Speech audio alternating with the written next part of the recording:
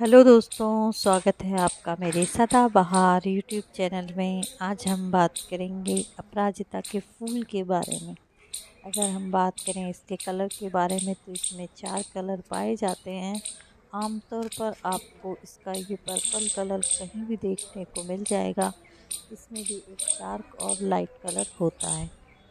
White colour के फूल भी आपको बहुत ही आसानी से हर घर में देखने को मिल जाएंगे। वाइट फूलों को भी बहुत शुभ माना जाता है। ऐसा कहा जाता है ज्योतिषों के अनुसार कि इसके फूल को शनिदेव को चढ़ाना बहुत ही शुभ होता है। आप देख सकते हैं इसकी फलियां किस तरीके से नवंबर के महीने में आ गई है, लेकिन अभी आपको इसमें दाने नहीं दिखाई देंगे। जब ये फरवरी मार्च में आप इसके बीजों को देखेंगे तो इसकी फलियां बिल्कुल सूख के मोटी मोटी दाल जैसे इसके बीज हो जाएंगे। तो आप उन बीजों को निकाल लीजिए और बीजों को निकालने के बाद इसे सुखाकर रख लीजिए। अगर आप इसे सुखा के स्टोर करके नहीं रखेंगे तो फिर ये फूल इधर उधर छटक जाते हैं और इसके बीज जहाँ गिरते हैं वहाँ पौधा निकल जाता है। लेकिन आमतौर पे हम लोग झाड़ू लगाते हैं तो वो बीज फेंकने में चले जाते हैं। इसलिए जब भी इसमें बेल सूखने लगे तो आप उसके बीजों को स्टोर करके रख लीजिए। और जब बरसात का सीज़न आने वाला हो तो जब वहाँ पे भी आप उसे बोना चाहते हैं आप उसे वहाँ बो सकते हैं। लेकिन इस तरीके से बेलों को फूलों को बोने का तरीका ये होता है कि आप एक बड़े से चौड़े गमले में इसके बीजों को छिटक दीजिए और उसमें पानी डालते रहिए। जब छोटी छोटी पौध तैयार हो जाए तो आप अपने हिसाब से उसे कहीं भी लगा सकते हैं। हम बीजों को डायरेक्ट ज़मीन में लगाते हैं तो उनको कुछ कीड़े भी खा जाते हैं और हमेशा बीज सक्सेस नहीं हो पाता है। इसलिए आप जब भी फूलों के प्लांट लगाएं तो उन्हें किसी और गमले में लगा दीजिए और जब उसमें से छोटे छोटे बेबी प्लांट निकलने लगें तो खुरपी की मदद से आप फिर उन्हें लगा दीजिए। बेलों को हमेशा ऐसी जगह लगाना चाहिए जहां उन्हें सहारा मिल सके और वो बहुत ही आसानी से चढ़ सके। अगर आप उसे बिना सहारे के लगाएंगे तो वो बड़ी होकर ज़मीन में गिरने लगेगी और सड़ने लगेगी। यह दिखने में तो एक खूबसूरत फूलों का प्लांट है ही, साथ में इसके बहुत सारे फ़ायदे हैं। अपराजिता का नीला फूल सेहत के लिए कई फ़ायदेमंद माना जाता है। वज़न घटाने में, दिल की सेहत के लिए भी इसे बहुत ही अच्छा प्लांट माना गया है। कैंसर का खतरा भी कहते हैं कि इससे कम होता है। डायबिटीज़ में भी यह फ़ायदेमंद प्लांट है। आमतौर पर लोग इसकी सुबह फूलों की चाय बना कर के पीते हैं। अगर आप भी इसके फूलों की चाय बना के पीना चाहते हैं तो वो बहुत ही सिंपल तरीका है। आप 1 कप पानी में इसके 3-4 फूल डाल लीजिए और उसको उबलने के बाद थोड़ी देर छोड़ दीजिए और फिर छानकर इसको पी लीजिए। इसे बनाना बेहद ही आसान है, लेकिन इसके फ़ायदे बहुत ज़्यादा हैं। दिल के लिए इसे बहुत ही फ़ायदेमंद माना जाता है। अपराजिता 2 रंग का आमतौर पर आपको हर घर में मिल जाएगा, सफ़ेद और दूसरा नीला। मेरे घर पे एक ही नीला इसका प्लांट लगा हुआ है जो हर साल बिना उगाए ही इसके बीजों की वजह से बहुत ही आसानी से लग जाता है। तो अगर आप इसका प्लांट लगाना चाहते हैं तो आप किसी से भी इसके बीज ले सकते हैं और ये बहुत ही आसानी से लग जाएगा। इसमें आपको ज़्यादा केयर की भी ज़रूरत नहीं है। अगर आप इसमें खाद अच्छे से डालेंगे तो ये बहुत ज़्यादा फूल देगा, और अगर आप इसमें बहुत ज़्यादा मेहनत नहीं करेंगे तो भी ये बहुत ही आसानी से उग जाता है। इस फलीदार पौधे को उत्तर पूर्व या उत्तर पूर्वी दिशा में लगाना शुभ माना जाता है। इसके बहुत सारे फ़ायदे हैं। तो अगर आप गार्डनिंग के शौकीन हैं तो अपराजिता का प्लांट भी आपको अपने गार्डन में ज़रूर लगाना चाहिए। अपराजिता लता वाला पौधा है। इसके आकर्षक फूलों के कारण इसे लॉन की सजावट में लगाया जाता है। यह बेल बहुत ज़्यादा नहीं फैलती है और दिखने में बेहद ही खूबसूरत लगती है। अपराजिता के फूलों को विष्णुकांता भी कहा जाता है। ये एक विशेष फूल है। पूजा पाठ में इस फूल को विशेष महत्व दिया जाता है। यह भगवान विष्णु और शनिदेव दोनों को ही प्रिय है। धार्मिक मान्यताओं के अनुसार भगवान विष्णु और शनिदेव को इस फूल को चढ़ाने से सुख और समृद्धि प्राप्त होती है। सुख, शांति और समृद्धि में भी इससे वृद्धि होती है। इसके अलावा अपराजिता के फूल में विशेष शक्तियाँ मानी जाती है। ज्योतिष शास्त्र के अनुसार इस फूल से जुड़े कुछ उपाय ऐसे हैं जो घर में सुख शांति लाते हैं। खासकर अगर कोई आर्थिक समस्याओं से जूझ रहा हो तो अपराजिता के फूल से जुड़े उपाय करने से सहायता मिलती है।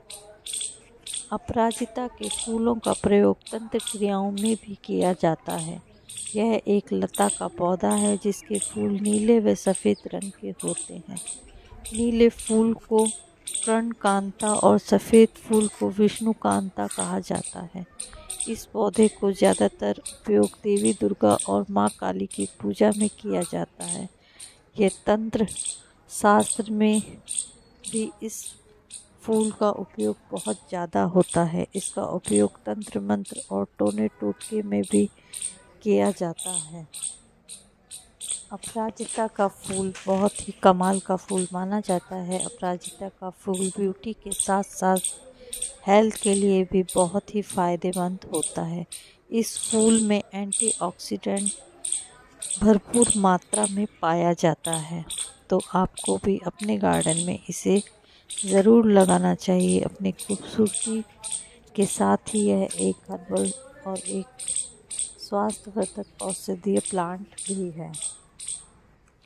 इनके फूलों में calcium, magnesium, potassium, zinc, iron और मैग्नीज पर्याप्त मात्रा में मौजूद होता है। फूल का उपयोग आप भोजन और पेय पदार्थ दोनों के रूप में कर सकते हैं। यह अपराजिता का उपयोग करके बनाए गए व्यंजनों की भी सूची आपको इसकी बहुत सारी मिल जाएगी। अगर आप इसके बारे में और जानना चाहते हैं तो आप मेरे चैनल को लाइक कीजिए, शेयर कीजिए और सब्सक्राइब कीजिए ताकि मेरे आने वाले वीडियोस आपको समय समय पर दिख सकें। बीज अंकुरित होने के बाद अपराजिता के पौधों में 6-7 महीने बाद फूल आना शुरू होते हैं। आप इसे अपने गार्डन में ज़रूर लगाइए। ये एक बेहद ही खूबसूरत फूल है। अपराजिता फूल की चाय बनाने के लिए एक पैन में 1 कप पानी डालें। जब पानी गुनगुना हो जाए तो इसमें 4-5 अपराजिता के फूल डालें और उबलने दें। 5 से 7 मिनट तक उबलने के बाद इसे छानकर निकाल लें। अब इसमें स्वाद के अनुसार थोड़ा सा शहद मिलाएं और चाय की तरह भी आप इसे पी सकते हैं। हर चीज़ के फ़ायदे भी होते हैं तो नुकसान भी होते हैं। दवा के रूप में अपराजिता के अतिरिक्त सेवन से आपको डायरिया व उल्टी की समस्या भी हो सकती है। इसके अलावा अगर आप गर्भवती महिलाएं या बच्चे को स्तनपान करवा रही हैं तो आपको इसके इस्तेमाल से बचना चाहिए। हमारे घर में बहुत सारे औषधीय प्लांट होते हैं लेकिन हमें उसे इस्तेमाल करने से पहले अपने वैद्य या डॉक्टर से पूछ लेना चाहिए। अगर हम बात करें कि अपराजिता कहाँ पाया जाता है तो अपराजिता दक्षिण पूर्वी एशिया, विशेष रूप से भारत में पाया जाता है। यह हिमालय की तलहटी और भारतीय उपमहाद्वीपों के तटीय क्षेत्रों सहित विभिन्न क्षेत्रों में पनपता है। एक बार आपने इसे घर में लगा लिया तो उसके बाद इसके बीज आपके घर से कभी नहीं जाएंगे और ये इस तरीके से बरसात के सीज़न में हमेशा खिल जाएंगे। अपराजिता का सेवन आम तौर पे विभिन्न रूपों से किया जाता है। इसका पाउडर बनाकर भी खाया जाता है। इसे कई तरीक़ों से इस्तेमाल किया जाता है, लेकिन किसी भी जड़ी बूटी को इस्तेमाल करने से पहले हमें उसकी पूरी जानकारी होनी चाहिए। इस तरीके से वीडियोस देख करके आप इनका सेवन बिल्कुल भी ना करें। हमारे घर में खुद ही धतूरे के और बहुत सारे प्लांट ऐसे होते हैं जो औषधीय प्लांट होते हैं, और हम उन्हें गूगल में सर्च करके और उनका सेवन करना चालू कर देते हैं। हमें इनकी सही मात्रा भी पता होनी चाहिए। हमें इसे कब कितनी मात्रा में लेना है, उसके बाद ही हमें इन्हें इस्तेमाल करना चाहिए। तो आप जब भी किसी भी पेड़ पौधों के पत्ते, फूल, जड़ें कुछ भी इस्तेमाल करें तो एक बार अच्छे तरीके से अपने वैद्य से पता कर लें, और ये भी पता कर लें कि उसे हमें कितनी मात्रा में लेना चाहिए। शरीर में लगाना और बात होती है, हम बालों में गुड़हल के पत्तों को, हर चीज़ को लगा लेते हैं, लेकिन जो चीज़ हम खा रहे हैं उसके लिए हमें बिल्कुल सतर्क रहना चाहिए, उसकी हमें पूरी जानकारी होनी चाहिए। तो आप ऐसे ही वीडियोस देख कर के कोई भी चीज़ खाना चालू मत करिए, क्योंकि जो चीज़ हमें फ़ायदा पहुंचाती है वह चीज़ हमें नुकसान भी पहुंचा सकती है। मैं इन्हें सेवन नहीं करती हूँ, मुझे बस प्लांट का शौक़ है, तो मैं इन्हें फूलों के लिए, हरियाली के लिए लगाती हूँ। तो आप देख सकते हैं मैंने इसे एक 12 इंची पॉट पे लगाया हुआ है और इसे एक पेड़ पे चढ़ा दिया है।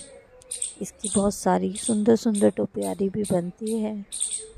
तो अब की बार जब इसके बीज निकलेंगे तो हम उसके बीजों से 2 गमलों में बेल लगा कर के तार की मदद से एक बहुत सुंदर सी टोपियारी भी बनाएंगे। आपको मेरी वीडियोस कैसे लगते हैं? आप मेरे चैनल को अगर पहली बार देख रहे हैं तो इसे सब्सक्राइब कीजिए, लाइक कीजिए, शेयर कीजिए, और मुझे कमेंट करके बताइए कि आपको मेरा चैनल कैसा लगता है। तो मेरे पास हमेशा से यही वाले फूलों की बेल है, लेकिन अब की बार मैं किसी के यहाँ से वाइट कलर के फूलों की बीज भी लेकर के आई हूँ। अभी सर्दी का मौसम है तो हम उसे नहीं लगाएंगे, जब थोड़ी सी गर्मी पड़ने लगेगी तब हम उन बीजों को लगाएंगे। सर्दियों में पौधों की ग्रोथ रुक जाती है, तो जो पौधे बड़े हो गए हैं वो भी बहुत जल्दी से नहीं बढ़ते हैं। तो हमें सर्दियों के मौसम में पेड़ों से छेड़खानी नहीं करनी चाहिए, उसे कटिंग नहीं करनी चाहिए। वो जैसे भी हैं उन्हें वैसे ही रहने देना चाहिए। सर्दियों में अगर हम उन पेड़ों की कटिंग कर देंगे तो वो इतनी जल्दी से नहीं बढ़ पाएंगे। गर्मियों में अगर हम उनकी कटिंग करते हैं तो वो बहुत जल्दी से बढ़ जाते हैं, लेकिन सर्दियों में वो नहीं बढ़ पाते हैं। सर्दियों में हमें सिर्फ उसकी गुड़ाई का ध्यान रखना चाहिए और उनमें खाद डालनी चाहिए। तो आप इन बातों का